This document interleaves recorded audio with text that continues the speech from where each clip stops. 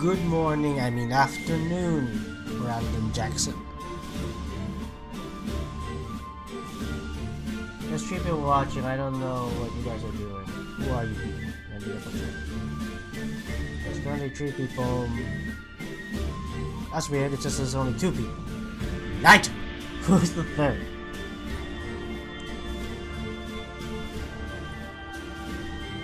Well, anyways, this is mostly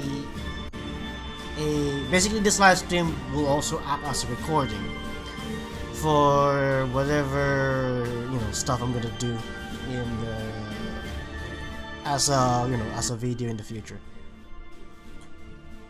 Okay then, so welcome to a test and an explanation, a guide I guess, to a homebrew tabletop game that I've been working on for a while. So yeah, I will explain how the game works, and I will try and play the game and test and see how the game is balanced. If it sucks, then I'm gonna have to do some changes. With that being said, let us go there right now.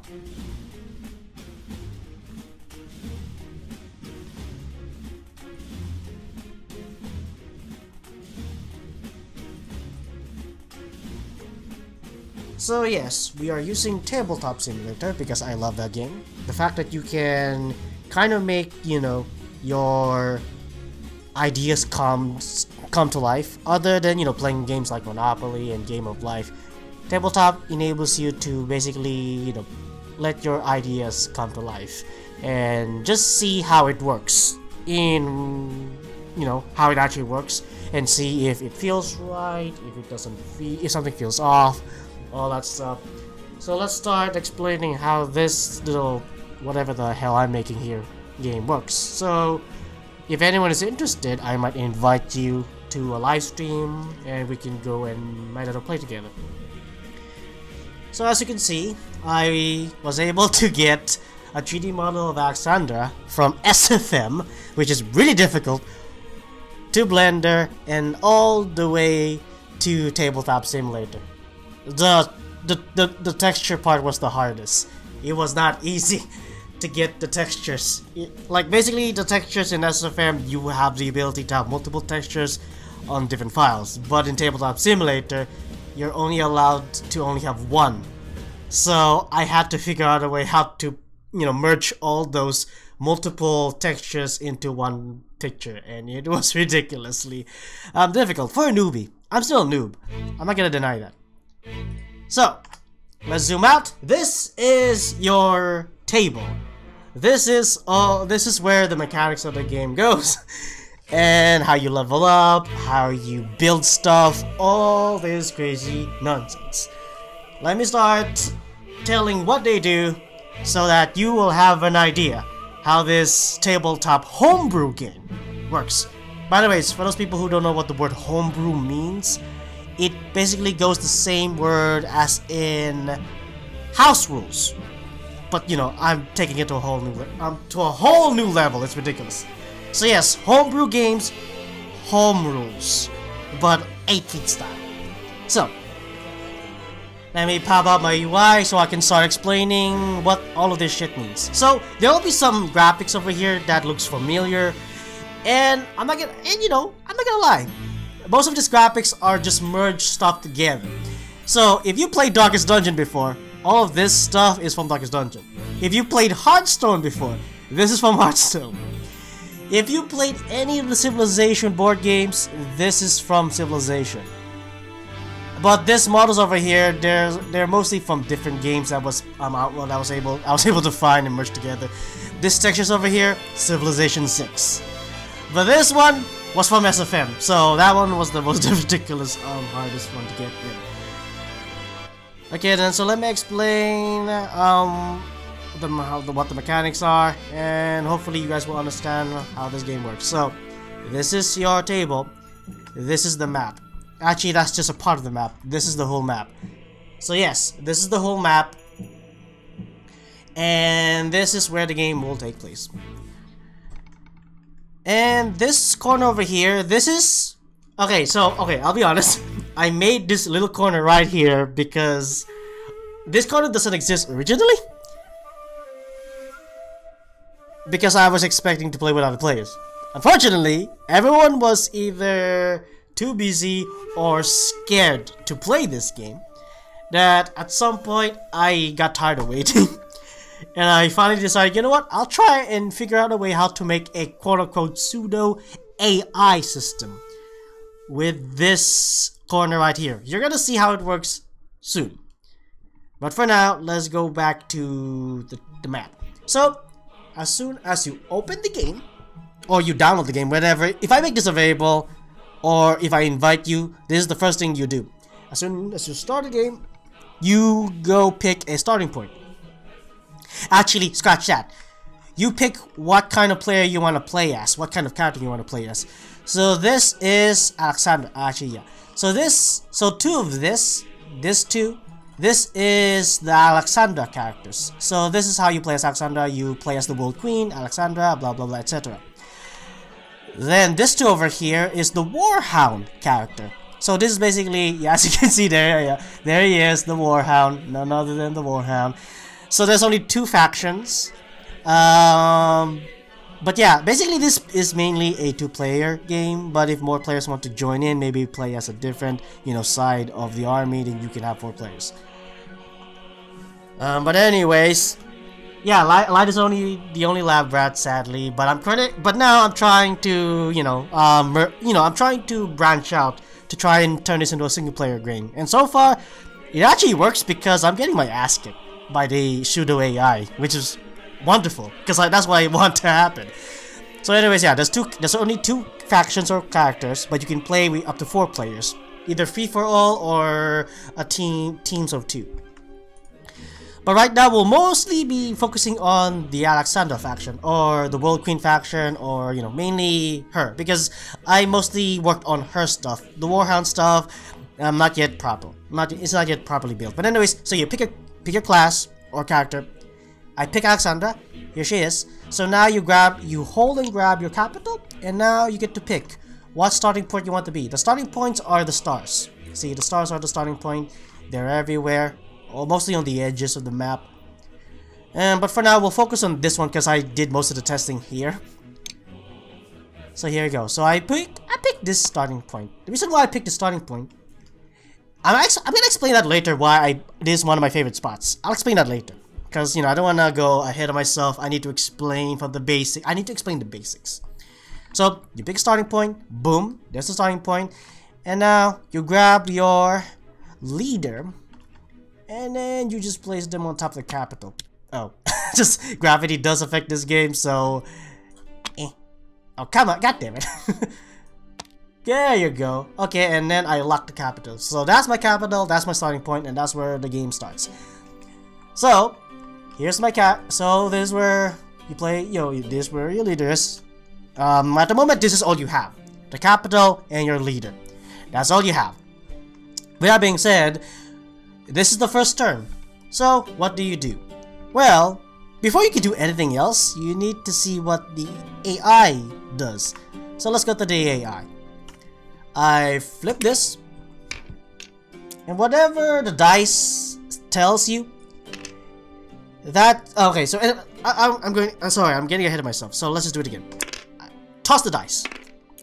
Then you pull out a card. Let me just shuffle that for a second. Grab it and just slap it right there. Oh, what does it say? Okay, what does it say? Bad neighborhood. Increase all bandits' visual range by dice roll results. Which was a it was a 6, but now it became a 1. Whatever. For now, let's just say it's a 1. So increase dice. Okay, so basically increase all bandits' visual range based on the dice rolls results, and we got a 1. During the bandit's turn, any units within its visual range will have that bandit approach them by 1 time. Also, whatever results you got from the dice, you increase this counter by 1. Also, I also realized that you guys are not seeing my mouse. So yeah, let me go fix that. Oops, I didn't know that you can't see my mouse. There you go. Wait, what? You still can see my mouse. That is weird. Oh, there it is. Now, yeah, okay. So you increase this counter by 1. This counter is important in the future. Right now it's not really useful, but you'll soon know why. This is an important one. But anyways, every time you toss this dice, you increase the counter. Whatever it tells you. But anyways, all visual range of the AI is now increased by 1. Now, without any effects or something, all AI, all the black ones, all of this stuff you see there, all of them, they all start with 1 visual range. But now the dice roll says they increase their visual range by another 1. So now they can see from this far. Aside from, you know, before it was this, but now they can now see from there. So yeah. Okay, so now with that being said, we can now actually start the game. I also forgot to change my color. Pick this if you want to play as this character. There we go. Okay then, so the first thing you do is go over here. There are currently 5 actions you can do in this game. There is the movement action. It gives you the ability to move and swap positions with a different unit. This is the strategy action. You can build stuff, do research, and upgrade. This is tactical action. This is mostly where you do the attacking and, you know, performing spells and use abilities, all that stuff. Extra action. It is a combination of all 3 movement, strategy, and tactical stuff. It's just an extra action. It can do any actions. And then this is the command action. It's similar to this one. The only difference is that this is mostly controlled. Basically, you need to be near your leader. And that's the only time that this thing can be used. It can be used, it behaves exactly as this, but you need to be beside Alexandra or the World Queen, whatever. So right now, let's explain the other stuff that you're seeing right now on this board. At the moment, you currently have an empty ability slot. This is your ability slots. It's all empty. But of course, actually all of this is locked, but this one is empty. This means this entire row down here, you can now pick an ability of 4 choices. So let's get rid of that. And now I have a space I can put on it.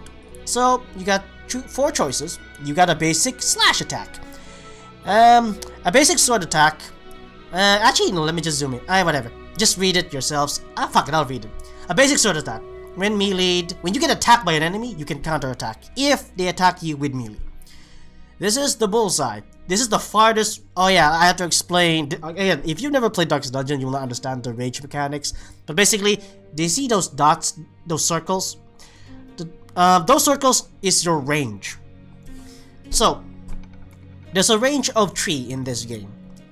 If the circle is empty, you cannot. That range is not a part of it. You cannot perform anything in that range.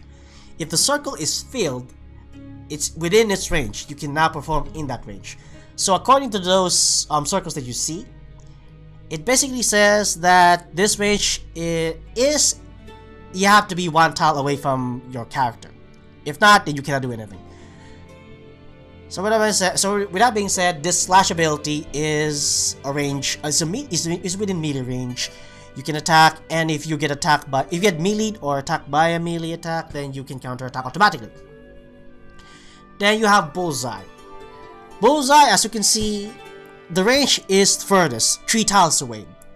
You cannot, unfortunately, you cannot use this ability if you're 2 tiles or 1 tile away from your target.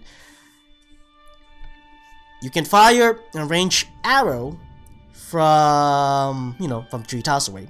But you can, if you get meleeed by an enemy, you cannot defend yourself, so you cannot perform any counterattacks. Then you have hip fire. Basically, just imagine someone firing an arrow as quickly as possible from the hip. So you can fire this arrow from 2 tiles away. And again, because it's a bow and arrow, you cannot really defend yourself, so you cannot counterattack. And this is the lance. This behaves similar to the arrow. The only difference, though, is that it's a melee attack. And every time you attack someone, you can stab forward. The only difference, though, is that you cannot use this, even though it's a melee attack, you cannot use this ability 1 tile away. But you can counterattack. So that's one advantage of it. So at the moment, why not have you guys pick so that you have a little bit of interaction? So, which of the 4 abilities? Slash, Bullseye, Hipfire, or Lance? Which one should I pick? Which ability should I pick? 1, 2, 3, or 4. So, 1, 2, 3, 4. Which one I pick? 1, 2, 3, 4.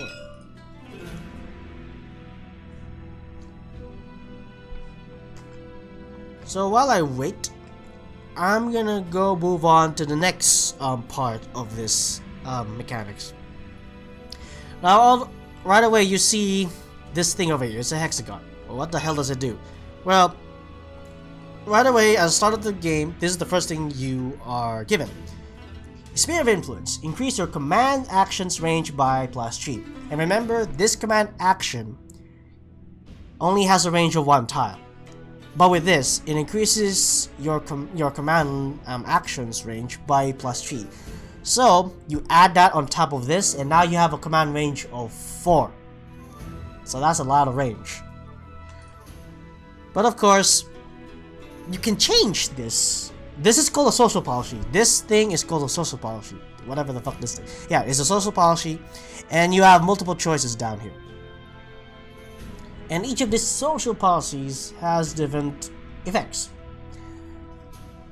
Let's try going for something that you will recognize instantly. So this one is taxation. You basically tax your people.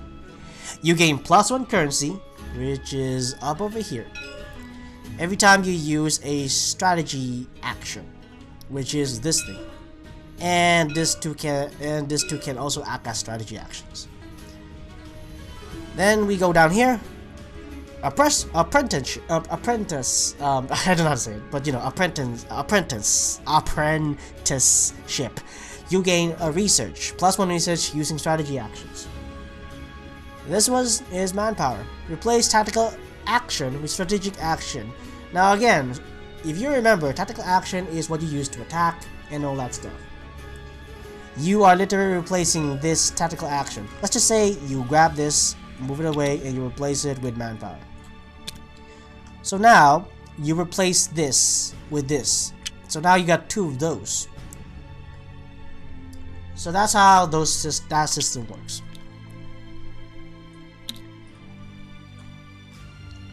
This is embark ready. All water tiles now behaves exactly like grassland tiles. Now this is important to some degree because down here, this is your terrain stats. This explains how the terrain behaves. So, if you move your mouse over there, a pop-up will say terrain stats. In grassland, you can move twice. Using again, I have to explain the movement thing. This is your movement. As soon as you move a unit, they follow the rules of the terrain stats. So you use this once, and this one says grassland, you can move twice. The hills, you can only move once, but your attack increases, so you have advantage when attacking an enemy. Then this is the forest. You can only move once in it, but it increases your defense. So if you're getting attacked, you will have the advantage. The desert, you can move 2 points, so it moves exactly like grassland. Unfortunately, it decreases your attack and defensive advantage, so you're in a disadvantage. Now it doesn't show it over here, but there's 2 choices over here. It says water. It has a specific rule of going. It has a specific rule of going into the water, which basically you can only move into the water once in that turn. But if you're in the water in the next turn, that means you're considered sailing. That means you can move up to 3 times. This is the water. If I try to move Alexandra into the water, I have to end my turn on the water because I'm, getting the ship ready. In the next turn, she can move this water within 3 tiles. So 1, 2, 3. So water is a form of transport. But of course, it is also a form of, a natural barrier, because if you want to get to this side, it takes this 1 end of turn, 2 end of turn, and then 3. It takes 3 turns to go over water.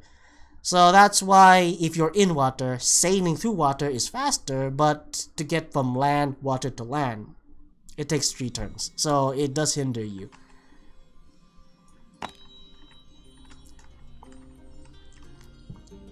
Now we have Mana Fate. It basically does the same thing as strategy actions, it just gives you mana, +1. Then we have Military Discipline. It replaces your strategic action with tactical action. So you put this in here, you replace this strategy action to a tactical action. So you now can do multiple things when it comes to attacking or, you know, training units and all that stuff. Is it okay if I after this? Go ahead, after this, I don't care. If this is what you're into, then I will not stop you. So, the next one is Land Grant. This is a little advanced. You don't know the other... Oh yeah, basically, I'm not gonna explain this yet because you require basic knowledge of the game before this token becomes more of before you can understand what this thing does. So, Respite. This is a very, interesting ability because social policy. It basically replaces both your strategic and tactical actions with all movements. So you grab this, you place it down there, and your strategy and tactics abilities now turn into just movement. So you can cover a lot of distance, but your options for strategy and tactics are hindered. You can still attack, and you can still perform strategies actions, but you have to use this too now. So that's the again, like the reason Respite is basically a reference to camping. So yeah.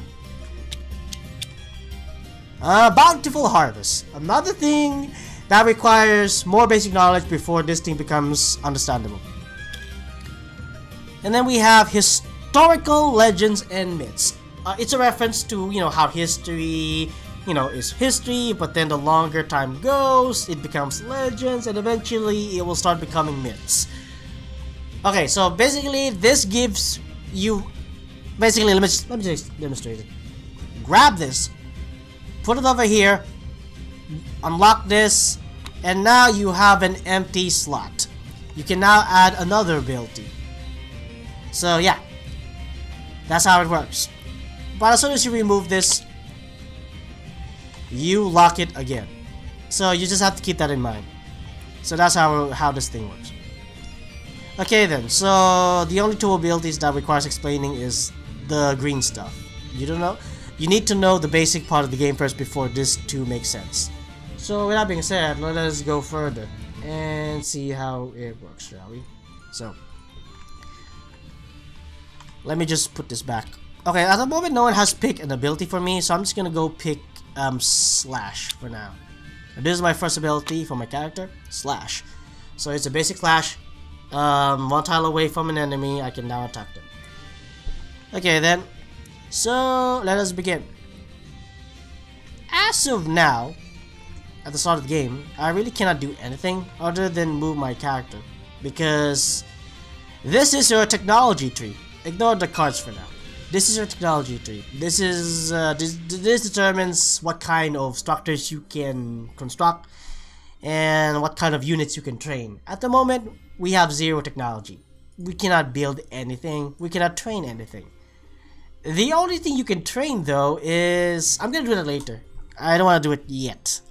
So let's just focus on the character on the board, which is Accepta. So this is our leader. And I want to move my leader over here. So I use a move action. I flip it over. I used it. So I move her twice because this is grassland. Now I really want to reach here. I really want to reach that area.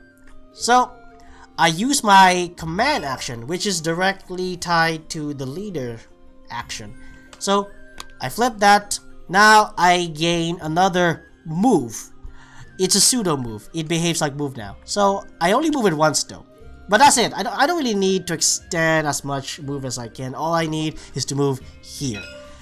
As soon as I touch this, I now have made contact with them. So let me grab a token from over here. This just means this just means that I made contact with them. They now know who I am. Blah blah blah, etc. You don't actually need to do all of this. You can just slap it down there and just lock it. Actually, I'll just do that. You don't have to see all the extra controls and shit. So, Alexander has made contact with Soul, which is a reference to, you know, who that is.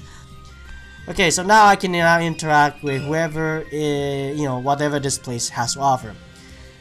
So, again, this is a science state.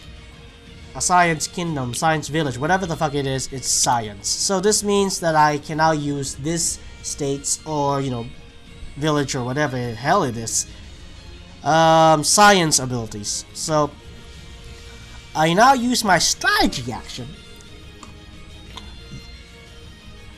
to basically I use my strategy action on Soul. This grants me science. So there you go. I just gained science.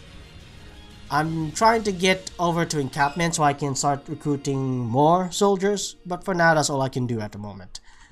Now I have 2 actions over here. Well, I guess I got nothing else to do but to train a unit. So, tactical actions is used to train, attack, ability, spells. You already heard that. So, I flip that over. And I take a citizen. And I take him out. And now they are the foot mice. Get it? Footmen. Mice. Foot mice. Hey. Okay, sorry. So yeah, I just trained the foot mice and now they're there. You have to actually put them away from the capital so it doesn't clutter. So for now, I'll just put them over here. And now I only have like 1 action left. Now, what do I do with this action? Well, I'm gonna use this action as a strategy. So I'll flip that and I will take a supply token. And if you're wondering what this pyramid is for, that's where you put your investment or kills and all that stuff in here, or that's. So I drop that supply token there, and that means that I use my supplies to basically make a trade with the church, and the church gave me. I said the church gave me a explorer. Yay! So the explorer is a form of science-based unit. I'll explain what that character does later. So let me just change the colors. Now she is red. So now I have used up all my actions. Now it's time to end my turn. I end my turn. And we will flip this card. Number 4. Bandit Scouting. If a bandit is within ×2 the dice roll results, range of any structure, move all those units to their respective buildings that's closest to them. 3 tiles. Neutral structures also counts. So, I got a 4 ×2. I got an 8. Well, shit. So, 1, 2, 3, 4. By the way, you don't have to do it for this one. You just this thing you place it over here, but you don't have to add 8 on this because that would be ridiculous. But anyways, ×2 the dice roll, which was a 4. So, let's go back over here. This guy clearly sees us, so he goes directly to us. And these others also sees us, so they start marching towards us. So we are now surrounded. Well, shit. I may have to nerf this card because I think it's too OP. This guy also sees 8, so it's 8 tiles. He can only see us, so... Actually, no, wait. 1, 2, 3, 4, 5, 4, 5. Yep, it doesn't matter. He's gonna go... Wait, 3 tiles, right? What am I doing? 1, 2, 3. There he goes. Yeah, I don't know what I'm doing. 1, 2. Oh, okay, that makes sense. 1, 2. Okay, then as you can see, we are now surrounded. As you can see, this is why I may have to nerf that card because I feel like it's too OP. Because the bandits are literally, they just ambushed me. What's the name of the card? The name of the card is Bandit Scouting. They're not supposed to be that close. But anyways, okay then. So now we are surrounded. With that being said, now we can reset our actions. Okay. So right now I am surrounded. I don't really know how to get out of this, so all I can think of is... Wait, I'm still explaining. What am I doing? I'm not playing. I'm trying to explain. Okay. Actually, no. That's the combat part, right? Yeah, combat part. Okay, let's talk about the combat. So, as you can see, I am surrounded. Let me just move my mouse first. So, I flip this. I use a move action. And I move him twice. 1, 2. Keep in mind, if you have, let's say, 2 mice, foot mice, they cannot be in the same hexagon. See those shapes below their foot? That means they're the same unit type, and they cannot be together. You cannot have the same unit types together. So if you have 2 scientists, you cannot put them together. They have to be in a separate hexagon. But if they are not the same type, then you can put them together. Just letting you know. Anyways, hey there, W. Or, you know, whatever face you're trying to make there. Okay then, so we currently have... Well, technically we only have 2 fighting units, Alexandra and the foot mice. This is a neutral. This is a citizen, a scientist, explorer. They cannot attack. They cannot do anything other than do science stuff. Okay, so I just moved, and right now I'm surrounded by 3 bandits. Well, shit. At the moment, I am in a major disadvantage because the duelists and the pikemen, they are over the foot mice advantage. So I can't really do anything other than train. So I'm gonna use my tactical action to train another mouse. I take down another citizen because that's them. Okay, so I have Spear of Influence. So I can use the command action to basically have Alexandra say, hey, get over here. So I make him move here. So now this unit over here is now considered flanked. Well, me and this unit is not considered flanked. But not anymore because there's more of us in here. If it was just 1 unit, then I would be considered flanked. The flanking mechanic determines who wins and who loses. This is how it works. So so right now the pikeman is, I should call it the pike bear actually, because it's a fucking bear.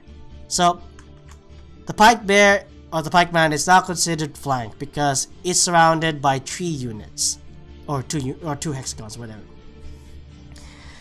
So this means that he's in a disadvantage. I can attack him now and kill him.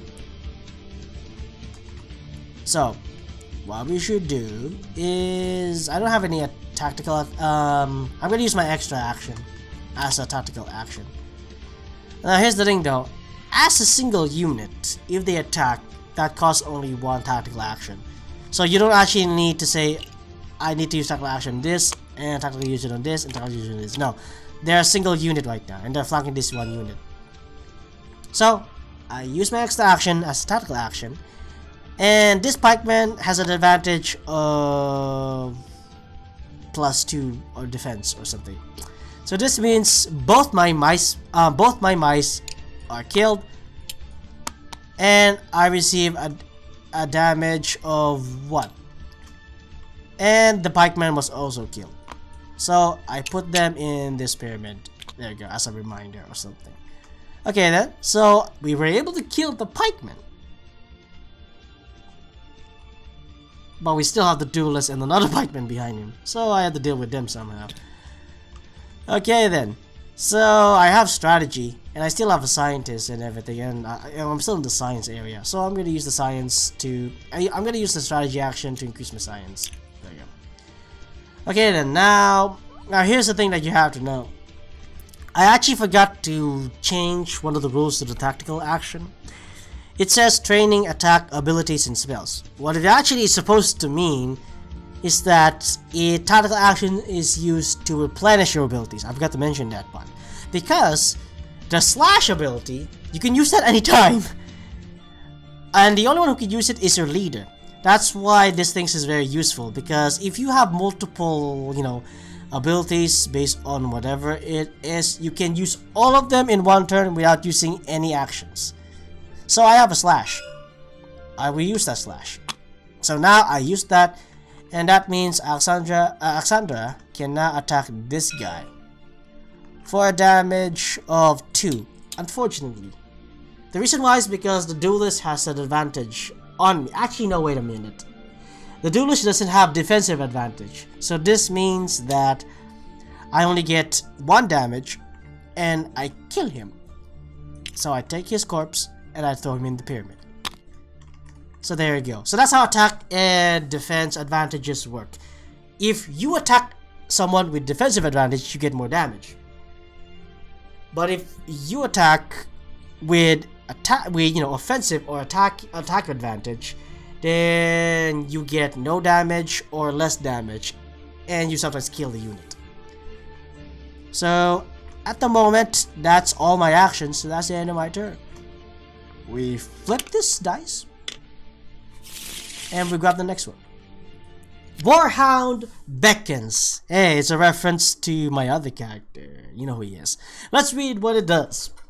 If the total dice turns has reached 100, it isn't though. So if it says, if not, you times 3 this goddamn dice.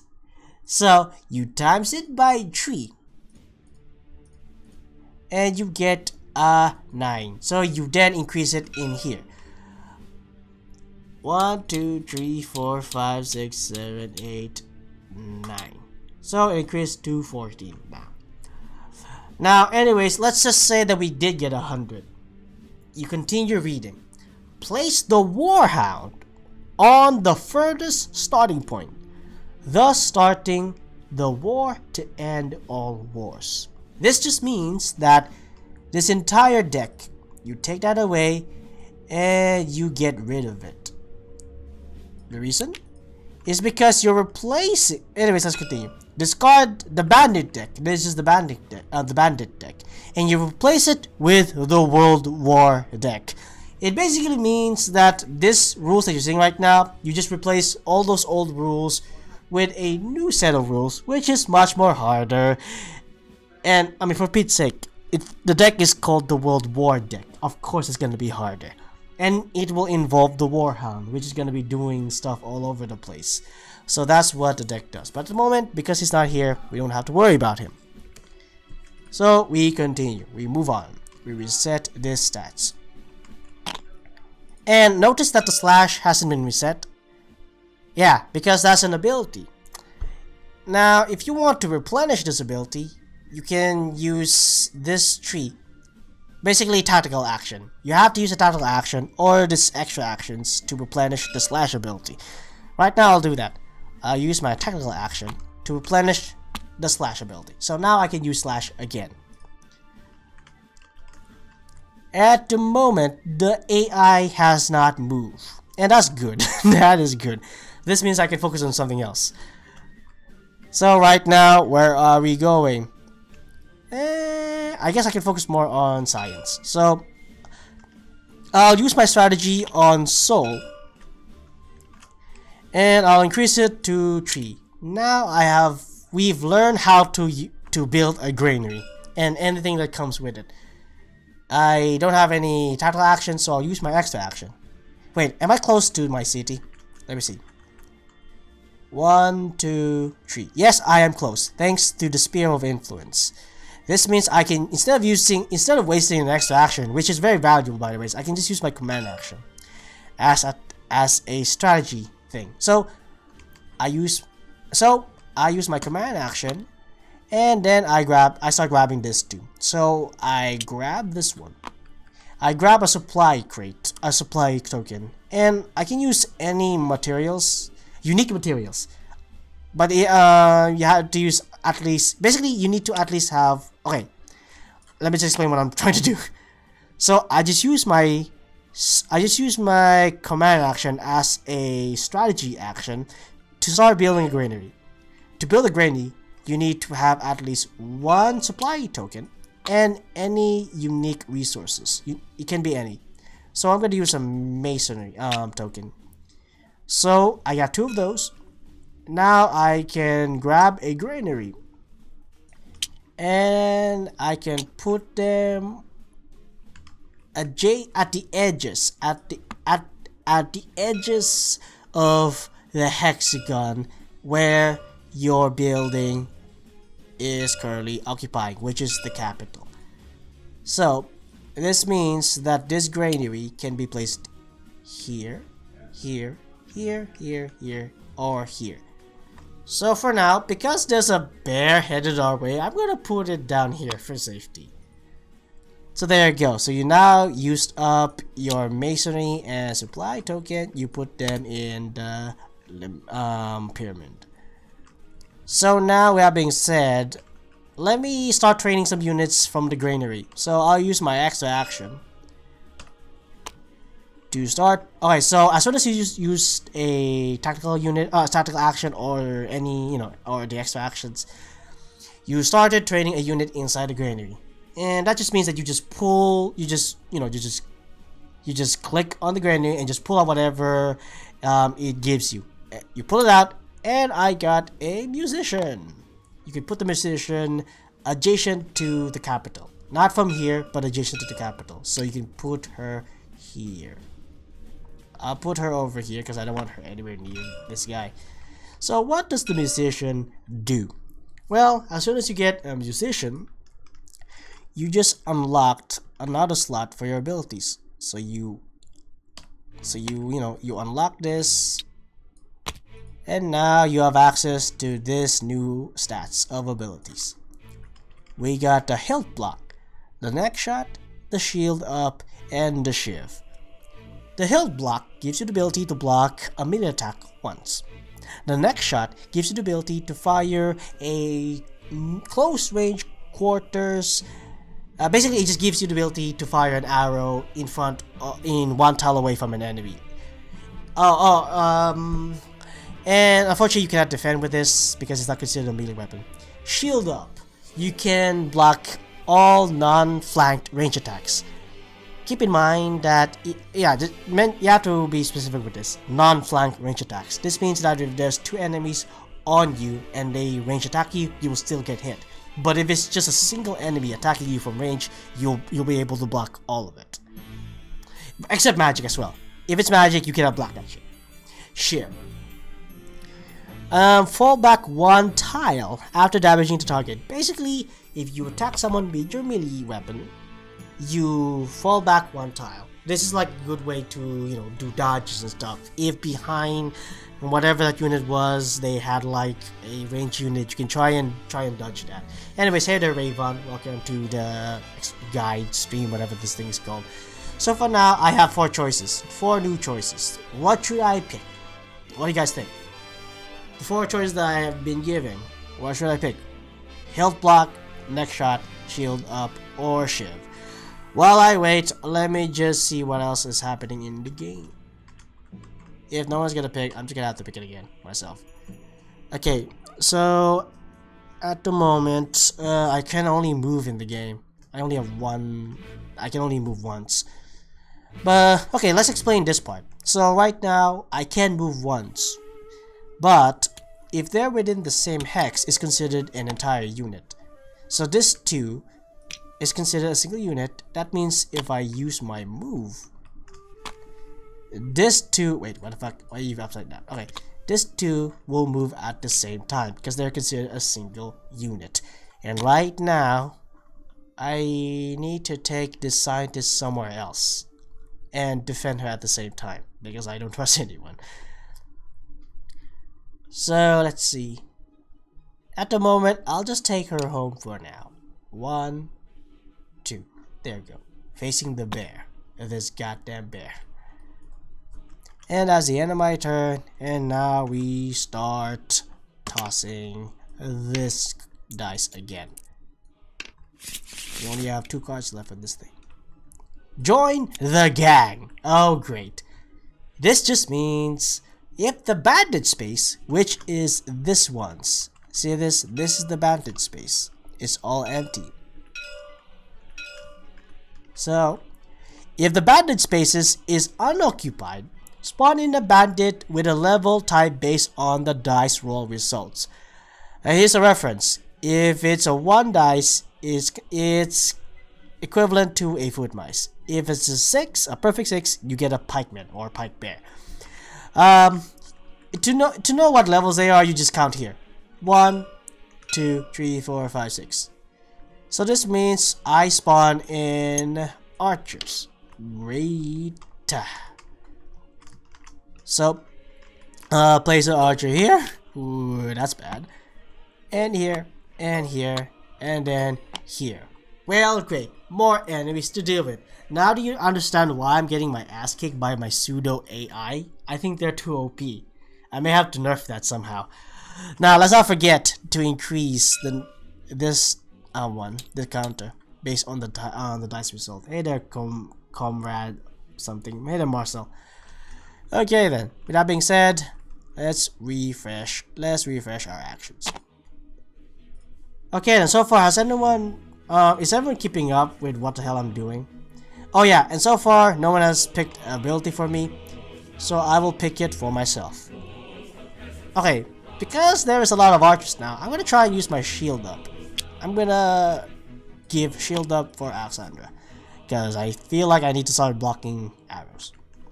Okay then. So right now there is an archer there, 2 pikemen, and a next wave in the next whatever, if they do start moving in the next turn. I don't really know. So right now, what can I do here? Well, I already showed you how this thing works, and I already showed you how the abilities work, and this thing. Let's explain how Spear of Influence. How about this? Let's start replacing this thing. So, to replace this thing, you need to replace it with a strategy action. So, actually, I'm wrong. I forgot about this part.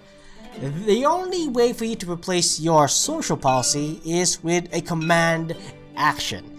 This is the only time. Yeah, you can. It's not considered an act. It's not considered a move. It's not considered a strategy. It's not considered a tactical. It's only considered as a. It can only be used. It can only be replaced by a command action. So, I use my command action to replace my social policy, which is called Spear of Influence, with any of these social policies. In the future, I may lock this behind technology to some degree. Like, for example, you can only get military discipline if you unlock this one. At the moment, I don't really know yet. But for now, you have access to all of them at the moment. So, I feel like I need more tactical actions in this game. So, I will take this. And now I have changed my social policy to military discipline. This means that all strategy actions is now replaced with a tactical action. So this thing transforms into a tactical action. Because at the moment, I don't think I need to perform any strategy stuff. What I really need to do is attack. So yes, so far you're understanding where I'm going with? Okay then, let's continue. So right now, I need to... Oh wait! Because I have 2 tactical actions now, well technically 3 in total, let me do this. Let me use up all of my available actions, and which is tactical actions. And 1, 2, 3, pull out 3 mice, 3 foot mice. They're called foot mice, remember that. Okay then, and now I can move them. I'm gonna flank this bear. So I'm gonna take this unit and move them over here. 1, 2. Oh wait, 8 feet. Did you say that the forest? Did you say that the forest you can only move once? Well, yes. Unless you're going into it. If you originally came from the grassland. To make sense more of this is that if you originally started from the grassland, you can move 2 times, which is 1 and 2. If you're going out of it, you move out. Get it? However, if you're originally from the grasslands from 1 tile away, if you get into the forest, you can only move it within it once. So that's how it works. The reason why is because I need to find a way how to balance the forest from the water, because it felt like the forest behaved too similar to the water tiles. Because it takes 3 turns to move from here, here, to here. That takes too many turns. And the forest was behaving the same way. So in order to combat that, I added a new rule where I just explained it to you. So yeah, there you go. Anyways, mice warriors. Nah, we'll call them foot mice. Anyways, Raven says within 3 hours I'm about to live stream PlayStation playing For Honor. Well, I'll be asleep in the next minutes from now. So anyways, I just used my move action to move my units. Now remember what I just mentioned. Your leader, Alexandra, which is this one, the World Queen. She has her own abilities, and it's up here. You can use them anytime. You don't need to wait for any actions down here. So right now, I want to use my slash ability to attack the bear. So I attack this bear. I got hurt. But because I have the mices with me, they fight as a single unit now. So I lose 2 mices. I will also consider this as this mice, so there you go. So I lose 2 mices in exchange for the bear. And I also lose a health of 1. Because I use Alexandra to attack. Maybe I might release it to the workshop, but for now it's far from done.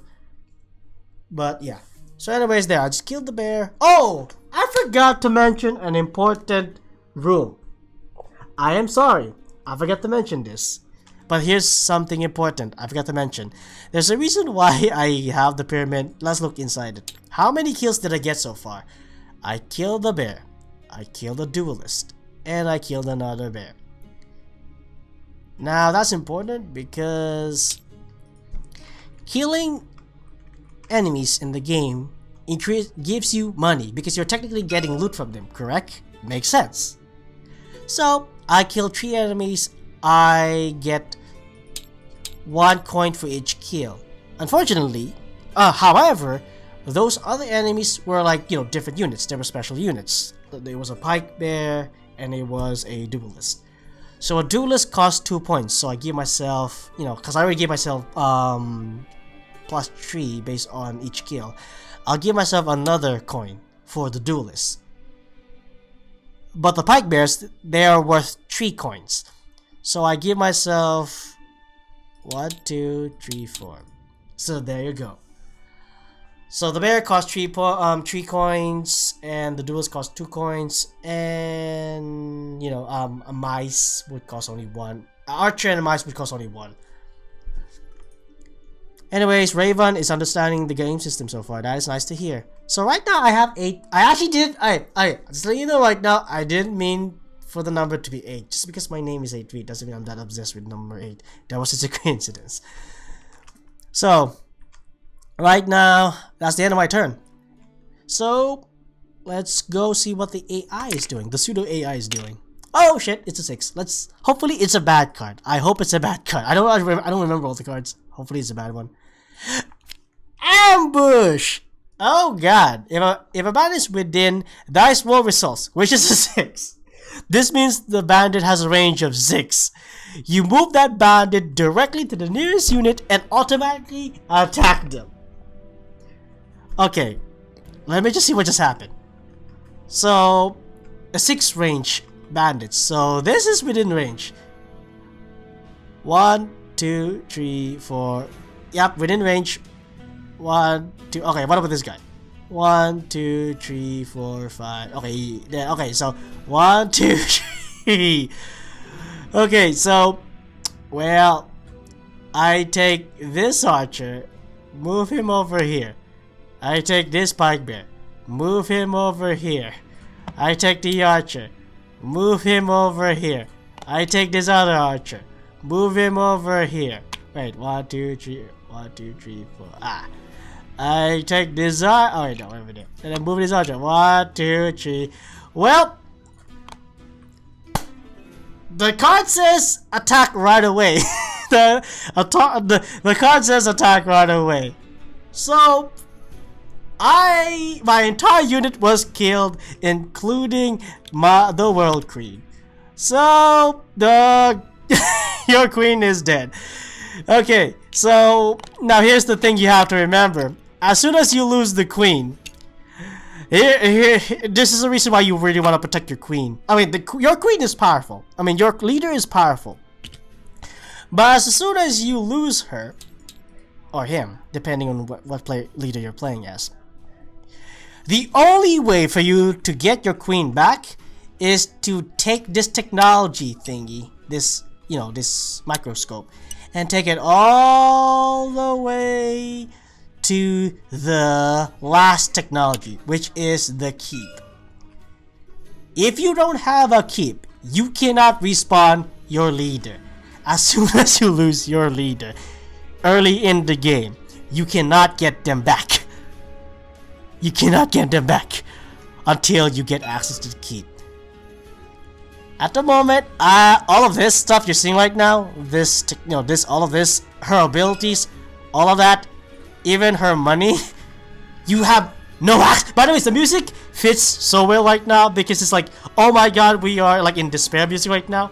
So you don't have access to your money, you don't have access to your abilities, you don't have, and by the way, if you, what the fuck, if you bring all, if every time you refresh your game like this, you have access to all of this, but the command action, you take that away. You don't have access to that because your leader is not available in the game. So that's it. Now, the game can still continue. But for now, let's just jump into conclusions. This unit was captured. Actually, let me just turn her color into this color. This just means that she was captured. The queen was also, well, you know, she's fucked up at this point. What? Oh, there you go. There you go. So now she's captured. Everyone is fucked. So anyway, so right now, let's just assume that they're attacking my capital. Again, the game can still continue even if your leader was captured. But here's the goal of the game. The goal of the game is to basically destroy the capital. And if the capital reaches 0, it's currently, you know, it has no defense and any of them can take it. And this capital is being captured by the bandits. But the game can still continue even if your capital doesn't exist anymore. That is unless your queen or, you know, the other character does not exist. If both those objectives no longer exist, that means you lose the game. Your capital has been captured and your leader has been captured. Then you lose the game. That's how the game works. And this rule applies to the other players, the other other characters that you can play against. So that's how you beat the other players. You capture their capital and you capture their leaders. That's how the game works. So that's the goals of the multiplayer aspect and how you defend yourself. Now, with that being said, do you guys not understand how the game works? Of course, I haven't explained the cards yet. That's because it hasn't been properly implemented yet. But you know what? Let me show you what the cards do. Or let me show you what they look like. So here are the cards. We have Any Wind. We have Shockwave. We have Fireball. Ice Pillar. Pretty basic. Then we have Alexandra's signature Shield Barrier. And then she can also clone herself with Mirror Illusions. Lightning Shock. Oh. And one of her future iterations. I mean, you already saw what she can do. In fact, I'm gonna do this just so that you guys can see what she's capable of doing. Let me use this one. By the way, the Eldritch pool stuff, it's a reference to this one. Let me just go get it right now. By the way, let me mute the music for this. It's a reference to this one. Surely you've seen it before. If not, then this, you know, you'll get a treat on what she looks like in this form. Okay. So this is what happens if you subscribe to me, or you join me as a member for $5. Oh fuck, this is all wrong! None of this is right! Stop! Stop!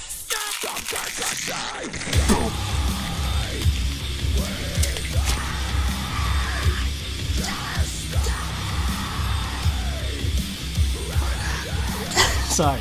So yeah, so that's the reference of this card, Eldritch Pool. Basically, her tentacle powers, and it's ridiculously OP. And Ethereal Plane. I have no idea what this is. I don't even know why it's in the game. Water Aspiration. This is a reference of Alexandra using water and drowning her enemies by making a spear of waters on their heads. And that's all the current cards at the moment. Notice that I don't have this one. Let me get another reference. Oops, wrong one. Sorry. This isn't the right one. It's supposed to be this one. Where is it? It's supposed to be this one.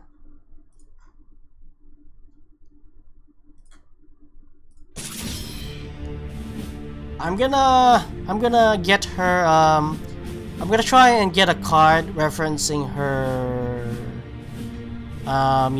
shield barriers.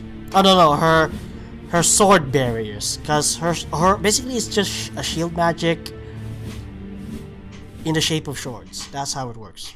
I'm gonna get the card in the future. But anyways, the cards at the moment, they have no use at the moment, but basically that's the purpose of the mana. See, here's the mana. That's how the mana works. The cards consumes the mana, and I think you use the church. There you go. The church has uses. See, like, yeah, the church gives you a mage. The mage can use the cards. So if Alexandra is not there to use it, the mage can use the cards. But that's another time. Well, let me explain that for another time. Yeah, I don't really know what anyway. Yeah, I'll try and balance it in the future. But anyways, let me get a. Anyways, let me just do this for a second. Where is that? By the way, I'm ending the live stream now at this point. But let me just show you let me just get you another taste of whatever I'm working on in the future. So here is, you might know this.